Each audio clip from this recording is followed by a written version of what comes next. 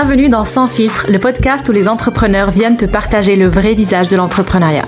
Je suis Malak, fondatrice de Maraki Studio. Je me suis d'abord fait connaître en tant que photographe de branding, mais en réalité, mon truc à moi, c'est toute l'image de marque et plus précisément la stratégie de marque. J'ai pu travailler avec de grands entrepreneurs à succès et le succès justement, ainsi que les échecs, seront au cœur de ce podcast.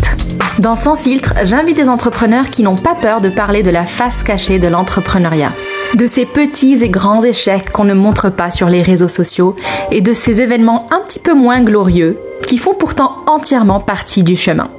Tu retrouveras également des épisodes où je viens te partager en solo mes propres pensées du moment. Si tu es entrepreneur et que tu recherches un shot d'inspiration et de conseils, tu es au bon endroit. C'est parti!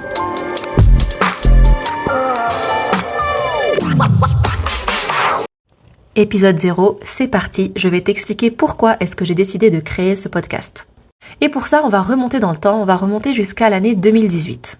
En 2018, je finissais mes études, donc j'étais dans une école de commerce, j'ai fait un master, je me suis spécialisée dans le luxe, j'ai travaillé dans le luxe, j'ai travaillé dans la mode pendant tout mon parcours, etc.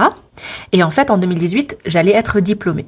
Et à quelques semaines ou mois de la remise de diplôme, l'école a organisé une soirée assez prestigieuse dans un palace parisien. Et à cette soirée ont été invités les deux promos de mon master, donc ma promo à moi, puis la promo qui venait juste après nous, donc les plus jeunes, on va dire. Et on a été invités à cette soirée à laquelle étaient conviés aussi des grands noms de l'industrie, on va dire. Ce que j'entends par grands noms de l'industrie, c'est des personnes haut placées dans les grandes maisons de luxe, les grandes maisons de mode dans lesquelles nous, étudiants, on aspirait à travailler.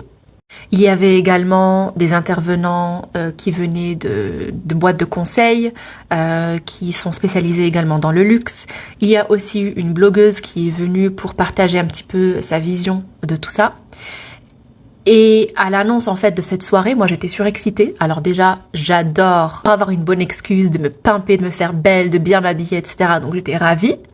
Mais en plus de ça, ça allait être dans un magnifique palace parisien. Donc là encore plus, je suis encore plus ravie.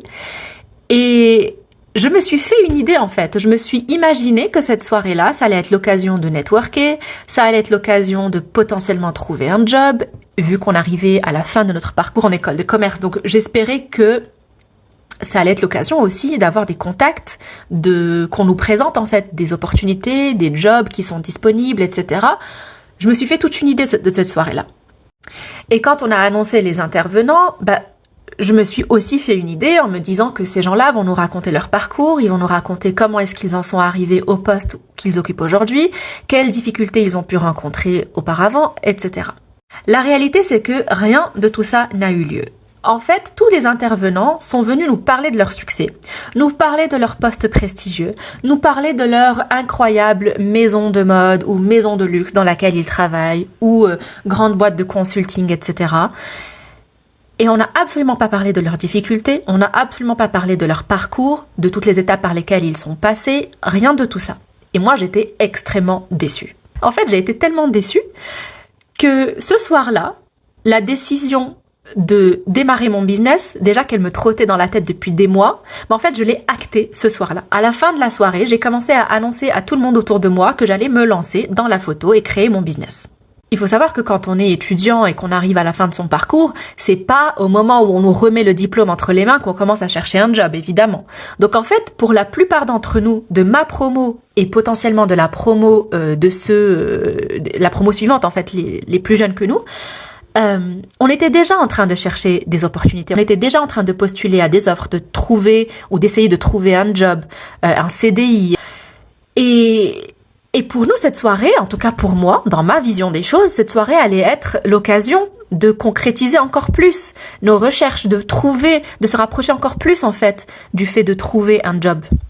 Et en même temps que j'étais en train de chercher un boulot dans la mode et dans le luxe, j'avais cette idée qui me trottait dans la tête. Je me disais peut-être qu'un jour j'allais faire quelque chose de cette passion que j'avais pour la photo, peut-être qu'un jour j'allais en faire un side business ou alors que j'allais me lancer. Enfin, voilà, l'idée était là.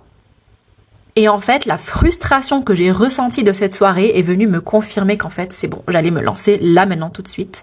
Parce que ça faisait plusieurs semaines ou mois que j'étais en train de chercher un job et que c'était pas concluant. La soirée, elle a tellement été décevante par rapport à ce à quoi je m'attendais, que sur un coup de tête, je me suis dit go, c'est bon, je vais me lancer.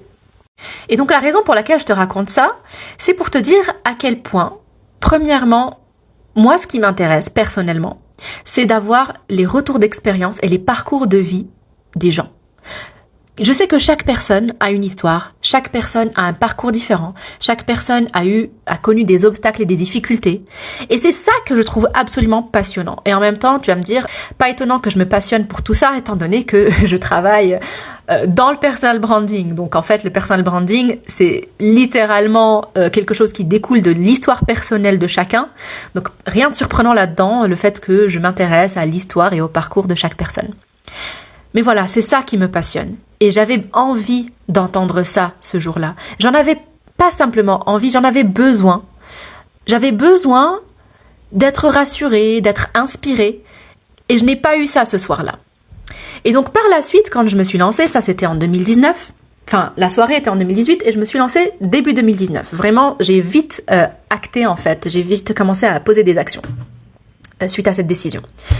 Et donc en 2019, quand je me suis lancée, au départ, en fait, moi je me lance par passion pour la photo, par passion aussi pour la mode. Tout ça était mélangé dans ce que je faisais.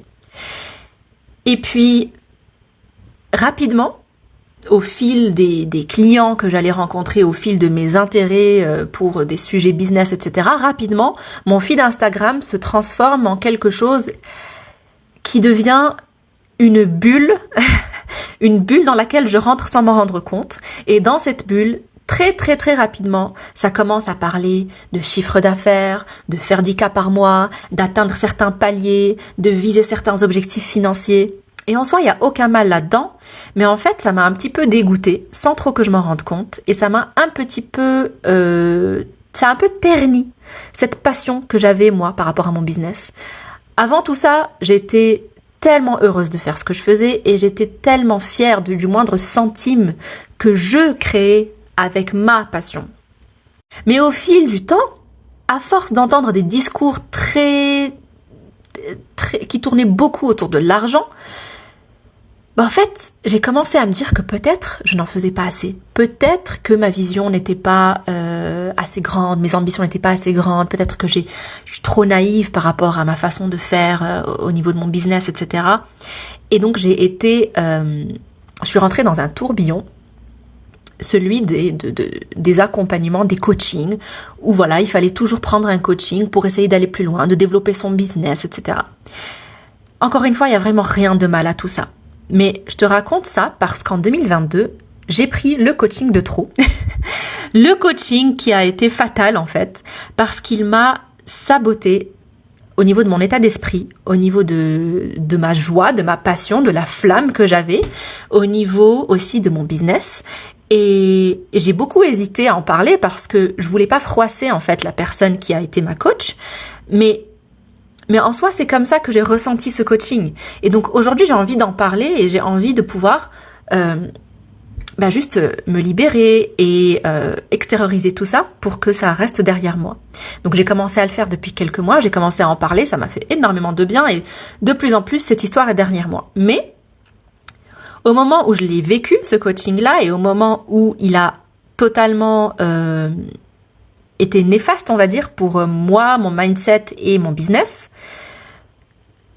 Ce qu'il se passait, c'est que je pensais être la seule.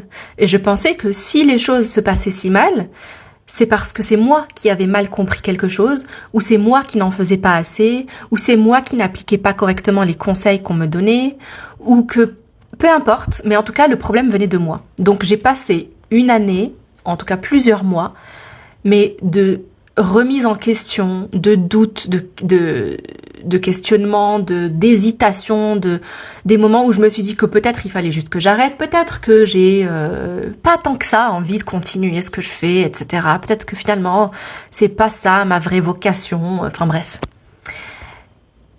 Et vraiment je pensais être seule et je n'en parlais pas. Et j'avais beaucoup de honte aussi par rapport à ça. Et c'est un jour bien plus tard, je ne sais pas quel mois exactement en 2023, mais vraiment bien plus tard, après avoir fini cet accompagnement, que par hasard, je découvre que je suis loin d'être la seule. J'échange avec quelqu'un, mais vraiment sans arrière-pensée, vraiment spontanément, j'échange avec une personne qui, je le sais, avait suivi le même coaching. Et là, je découvre avec stupeur que je suis loin d'être la seule à avoir vécu ce que j'ai vécu. On s'est partagé nos histoires qui étaient beaucoup trop semblables. J'ai découvert que même cette personne n'était pas seule et qu'en fait, un tas d'autres personnes qui ont été coachées par cette coach ont aussi très mal vécu leur coaching, ont aussi vécu quasiment la même chose au millimètre près que moi et que cette autre personne avec qui j'ai échangé. Et mon Dieu, qu'est-ce que ça m'a fait du bien de savoir que j'étais pas la seule et que ce n'était pas moi le problème et qu'il fallait que j'arrête en fait de m'auto-flageller. Et ça m'a aidé à enlever ce sentiment de honte que j'avais en moi depuis plusieurs mois. Et c'est aussi pour ça, en grande partie pour ça, que j'ai décidé de lancer ce podcast. J'ai envie qu'on écoute les histoires d'entrepreneurs, leur parcours avec les hauts et les bas, et qu'on se rende compte qu'en fait le succès c'est pas quelque chose de simple, c'est pas un long fleuve tranquille, c'est pas quelque chose qui se fait en un claquement de doigts, overnight comme ils disent, tu vois, c'est pas du jour au lendemain. Et même quand on atteint le succès, on peut à la fois, on peut encore chuter, puis remonter, etc. Et puis qu'est-ce que c'est le succès et qu'est-ce que c'est l'échec? En fait, c'est tout ça que j'ai envie d'entendre de la part d'autres entrepreneurs et de partager avec vous et avec n'importe quel entrepreneur qui a envie de se lancer ou qui se décide à se lancer ou qui est déjà lancé et qui passe par une période de doute ou de difficulté. Je trouve que c'est passionnant, extrêmement intéressant, extrêmement déculpabilisant, extrêmement réaliste comme discours, bien plus réaliste que ce qu'on peut voir sur Instagram.